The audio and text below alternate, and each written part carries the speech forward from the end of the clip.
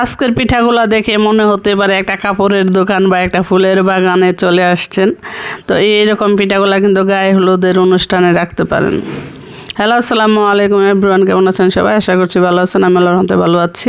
তো আজকের পিঠা দেখে বুঝতেই পারছেন, এইরকম সুন্দর পিঠাগুলো দেখে মনে হতে পারে যে আপনি খাবেন না, টেবিলে সাজিয়ে রাখবেন। এবং এগুলা কিন্তু গায়ে হলুদের অনুষ্ঠানে এবং বিভিন্ন অনুষ্ঠানে কিন্তু পরিবেশন করতে পারেন। তো চলেন বেশি কথা না বাড়িয়ে সম্পূর্ণ ভিডিওটা না টেনে দেখবেন, পিঠা রেসিপিতে চলে যায়। এই তো এখানে আমি 4 মোট পোলার চাল নিয়েছি আর 1 মোট আতপ চাল নিয়েছি। এগুলোকে আমি সারাদিনই ভিজিয়ে রেখে দিয়েছিলাম। পোলার চালটা অপশনাল, আপনি চাইলে দিতে পারেন, না চাইলে শুধু আতপ চাল দিয়ে করতে পারেন। এখন আমি চালগুলোকে 2 ভাগে ব্লেন্ড করে নিব। তো আমি অর্ধেকগুলো নিয়ে নিয়েছি এবং সাথে কিছু গাজর কোড়া দিয়ে দিয়েছি এবং সবগুলো একসাথে আমি ব্লেন্ড করে নিয়েছি। এই তো দেখতে পাচ্ছেন সুন্দর একটা কালার চলে আসছে। এগুলো একদম অথেন্টিক কালার, কোনো মনে করেন আর্টিফিশিয়াল কোনো কালার অ্যাড করব না আমি। তো এগুলোকে এখন সেঁকে নিচ্ছি, এতে করে যে দানা দানা থাকবে সেটা ছাঁকনিতে থেকে যাবে আর পিঠাটাও সফট হবে খেতে। তো এখন এই তো ছেঁকে নিচ্ছি, দেখতে পাচ্ছেন দানাগুলো আটকে গেছে এবং চাউলটা একদম ফ্রেশ, একদম মানে আঠালো আঠালো থাকবে। তো আমি এখন কোনো পানি মিশাচ্ছি না, পরবর্তীতে অন্য কিছু আরও অ্যাড করব। তো এখন বাকিগুলোকে ব্লেন্ড করে নেব এটাতেই। তো সেই চালগুলো আমি ঢেলে দিচ্ছি। তো আমি কিন্তু চালে বেশি পানি অ্যাড করি না, একদম খুবই কম সামান্য যাতে ব্লেন্ড হয়ে এরকম পরিমাণ পানি অ্যাড করেছে। আর এখানে আমি কিছু বিটরুট আমি দিয়ে দিয়েছি, এটার সাথে দিয়ে দেবো, একসাথে ব্লেন্ড হয়ে যাবে, আলাদা করার কোনো দরকার নেই। বিটরুটের কালারটা কিন্তু অসম্ভব সুন্দর।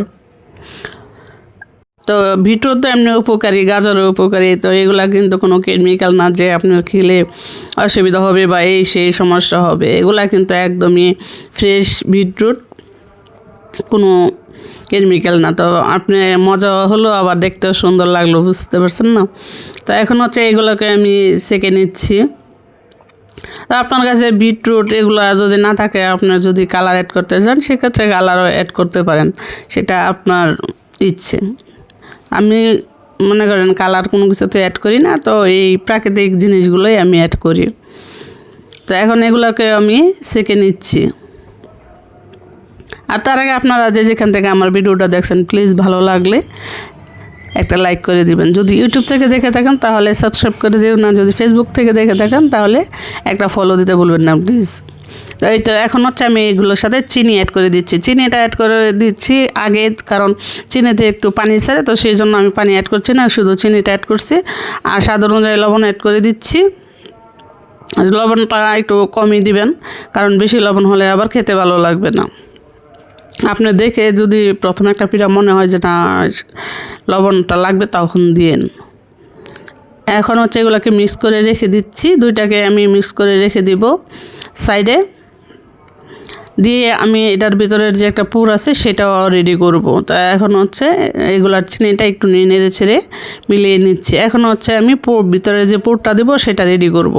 তো প্রথমে আমি এখানে একটা ফ্রাই প্যান বসিয়ে দিয়েছি এবং 1-1.5 চামচের মতো ঘি দিয়ে দিচ্ছি। ঘিটা অর্গানিক ঘি, একদম ডাক্তার জাহাঙ্গীর কবিরের ঘি।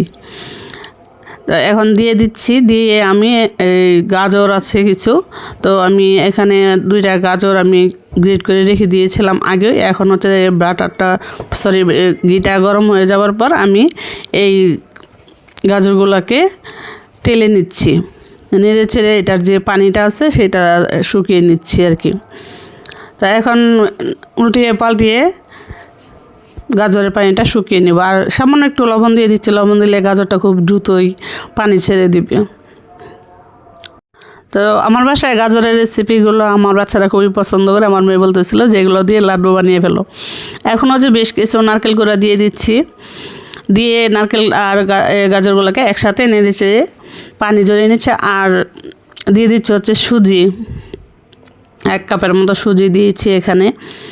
আর দিয়ে দিচ্ছি বেশ কিছু চিনি। চিনিটা অবশ্যই মিষ্টি যদি বেশি খেতে চান সেক্ষেত্রে আপনি মিষ্টি বেশি দিতে পারেন। আপনি চাইলে এটাকে গুড় দিয়েও করতে পারেন, তবে আমি চিনি ছিল বাসায়, তো আমি চিনি দিয়ে করেছি। তো চিনি দিয়ে করলে কালারটা মানে অন্যরকম হবে না, একদম যেরকম কালার আছে সেরকম থাকবে। এখন আমি দুধ দিয়েছি এখানে 1 কাপের মতো, যে সুজিটা আছে সেটা সিদ্ধ হয়ে যাবে। এখানে আমি আরও হচ্ছে 2 চামচের মতো ডিপ্লোমা গুঁড়া দুধ অ্যাড করে দিচ্ছি। এতে করে গাজরের পুরটা যে আছে এটা স্বাদটা খেতে অসম্ভব মজা লাগবে। তবে আপনি কিন্তু এগুলো দিয়ে লাড্ডু তৈরি করে নিতে পারেন এখন যদি আপনি খেতে চান। আমার ইউটিউবে কিন্তু লাড্ডু রেসিপি আছে, আপনি চাইলে দেখে নিতে পারেন। এখন হচ্ছে এখানে আমি কিছু এলাচের গুঁড়ি অ্যাড করে দিব। আমি যেহেতু দেখেছেন এলাচ দেই নেই, তো এখন হচ্ছে এলাচের গুঁড়িটা দিয়ে দিচ্ছি। এটা দিলে ফ্লেভারটা খুবই ভালো লাগে। তো এখন উল্টিয়ে পাল্টিয়ে নেড়ে ছেড়ে একদম এই যে এলাচের গুঁড়িটা আছে সেটা মিশিয়ে নিচ্ছে, এবং এটার যে অসম্ভব ঘ্রাণ বের হয়েছে এখন বলে বোঝানো শেষ করা যাবে না। তো এই তো পুর কিন্তু রেডি হয়ে যাচ্ছে, একদম একসাথে হয়ে আসছে সব কিছু। এবং ফ্রাই প্যানে থেকে যখন সম্পূর্ণটা উঠে আসবে নিজে নিজে, তখন মনে করবেন যে এটার পুরটা রেডি হয়ে গেছে। তো এখন আর 2-1 মিনিট লাগবে, এটা মনে করেন শুকিয়ে যাবে পানিটা। এখন সম্পূর্ণ রেডি। তো আমি হচ্ছে চুলাটা বন্ধ করে দিব, আর এটা ঠান্ডা হলে আমি হচ্ছে এই যে পিঠা বানানিতে চলে যাব। এখন আমি এগুলোর মধ্যে বড় 1 চামচের মতো করে ময়দা অ্যাড করে দিব, কারণ চালের গুঁড়ির মধ্যে অনেক দেখা যায় যে বিটরুট দিয়েছি, গাজর দিয়েছি, সেক্ষেত্রে পিঠাগুলো ফেটে যেতে পারে। তো সেই জন্য আমি ময়দাটা অ্যাড করে দিয়েছি। দিয়ে আমি সাথে একটু একটু করে দুধ অ্যাড করে দিয়ে দিচ্ছি। দুধটা অপশনাল, আপনি চাইলে পানি দিয়েও দিতে পারেন। তো এখন হচ্ছে ভালো করে নেড়ে ছেড়ে গুটি মুটি সব ভেঙে দিয়েছি। সেমভাবে আমি আরেকটু স্বাদ অনুযায়ী লবণ দিয়েছি, যেহেতু আমি ময়দা অ্যাড করেছি সেক্ষেত্রে একটু লবণ আমি অ্যাড করেছি।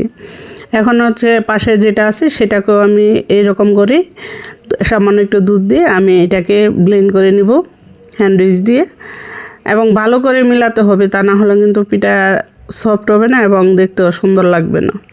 অনেকে আছে পিঠা ফেটে যায়, ভেঙে যায়। আমি বানাবো, দেখবেন একটা পিঠাও ভাঙবে না, একদম সুন্দর তাওয়ায় দেওয়ার সাথে সাথে কিন্তু উল্টে যাবে। এই তো এখন হচ্ছে আমি একটা ফ্রাই প্যান বসিয়ে দিয়েছি, ভালো করে গরম করে একটু তেল দিয়ে ব্রাশ করে নিয়েছি। এই তো দেখেন কত সুন্দরভাবে কিন্তু পিঠাটা উল্টে যাবে। এখন হচ্ছে ঢাকনা দিয়ে ঢেকে দেবো, একটু দিলে পিঠাটা সিদ্ধ হয়ে যাবে। 2-1 মিনিটের মতো ঢাকনাটা দিলে পিঠাটা যে কাঁচা কাঁচা থাকে সেটা আর থাকে না। এখন হচ্ছে এটার ভিতরে আমি বেশ কিছু পুর নিয়েছি, লম্বা লম্বা করে দিয়ে আমি হোল্ড করে নিচ্ছি। দেখতে পাচ্ছেন কত সহজে একদম সুন্দরভাবে হোল্ড হয়ে গেছে, কোনো লাগে না। আর তেলটা অবশ্যই আপনি ব্রাশ করে মুছে দিবেন। বেশি তেল দিলে আবার পিঠাটা কিন্তু মানে ছড়িয়ে ছিটে যায়, সুন্দর হয় না পিঠাটা। এই জন্য তেলটা খুবই কম ব্রাশ করবেন। এই তো এরকম সুন্দর করে পিঠাগুলোকে আমি বানিয়ে নিব। আর এখন আমি হচ্ছে এই যে গাজরের কালারটা আছে সেটা দিয়ে দিচ্ছি একটা, যেহেতু সবগুলোই বানাবো, সবগুলো তো আর দেখানো সম্ভব না। তো এখন হচ্ছে গাজরেরটা দিয়ে দিচ্ছি, দিয়ে সেমভাবে আমি হচ্ছে ঢাকনা দিয়ে দিচ্ছি 2 মিনিটের জন্য। এটা দেখতে পাচ্ছেন সুন্দর হয়ে গেছে, কোনো কাঁচা নেই। এখন আমি সেমভাবে পুর ভরে দিচ্ছি ভিতরে, দিয়ে আমি উল্টিয়ে নিচ্ছি।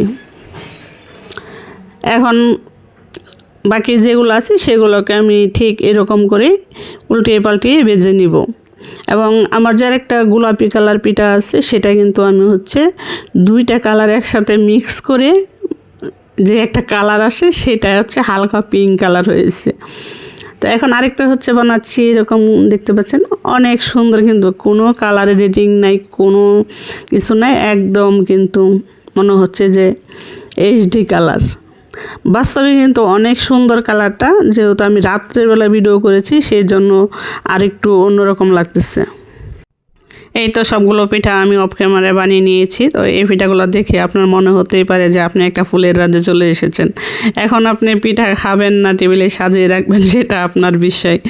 আর এই পিঠাগুলো কিন্তু আপনি গায়ে হলুদের অনুষ্ঠানে রাখলে খুবই সুন্দর লাগবে। আবার কাউরে গিফট করলেও আপনি এরকম সুন্দর পিঠাগুলো বানিয়ে দিতে পারেন। আর যদি আপনি পিঠাগুলো অর্ডার করতে চান তাহলে স্বর্ণাস কিচেনে অর্ডার করতে পারেন। ফেসবুকেও আছে স্বর্ণাস কিচেন, তো আপনারা চাইলে সেখানে অর্ডার করতে পারেন। আমি একটা ভেঙে দেখাচ্ছি পিঠাটা ভিতরে কতটা সুন্দর। এই তো দেখতে পাচ্ছেন একদম মুখে দিলেই মিলিয়ে যাবে। তো আমার মেয়ে বলতেছিল তুমি আবার বানাও। পিঠা তো আর প্রতিদিন বানানো যায় না, 1 সপ্তাহ তো যাওয়া লাগে, তাই না? তো এই তো আজকের বিদায়, ভালো থাকবেন, সুস্থ থাকবেন, আল্লাহ হাফেজ।